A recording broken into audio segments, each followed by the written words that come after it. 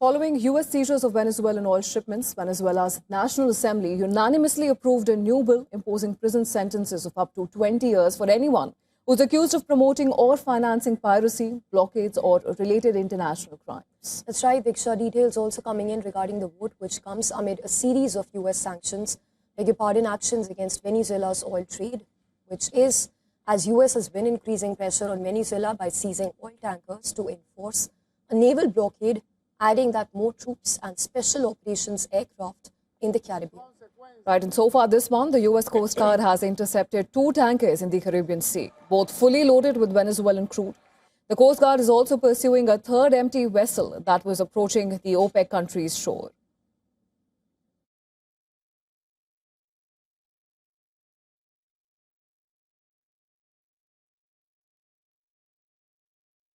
Venezuela's envoy to the United Nations says Washington is subjecting Caracas to the greatest extortion in its history after the U.S. announced a blockade of sanctioned oil vessels sailing to and from the country.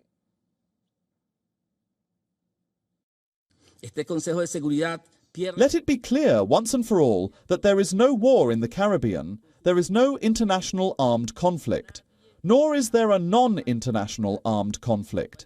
It is therefore absurd for the United States government to attempt to justify its actions by applying the rules of the law of war. Well,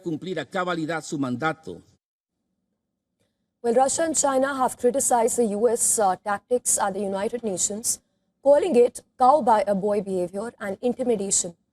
And Russia's ambassador to United Nations has said that the acts by the U.S. side run counter to all key norms of international law. Additionally, according to reports, Russia has started evacuating the families of its diplomats in Venezuela as fears of U.S. military action have now been growing. Right, the Chinese representative has also weighed in on this matter. And addressing the issue, he said that U.S. actions and rhetoric have led to continued tensions in the region and urged Washington to avoid further escalation.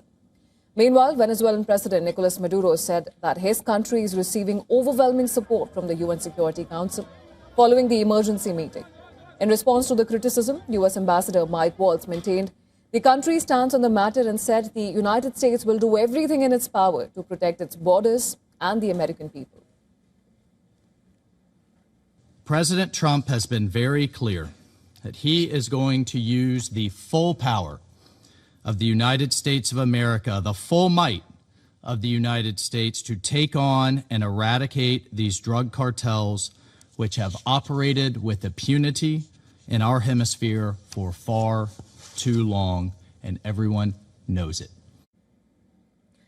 The U.S. has reportedly sent additional special operations aircraft to the Caribbean. Also, the Wall Street Journal, the Street Journal that has cited a U.S. official has reported that at least 10 CV-22OS straight-tilt rotor aircraft, which are used by Special Operations Forces, flew into the region on Monday night from Cannon Air Force Base in the city of New Mexico.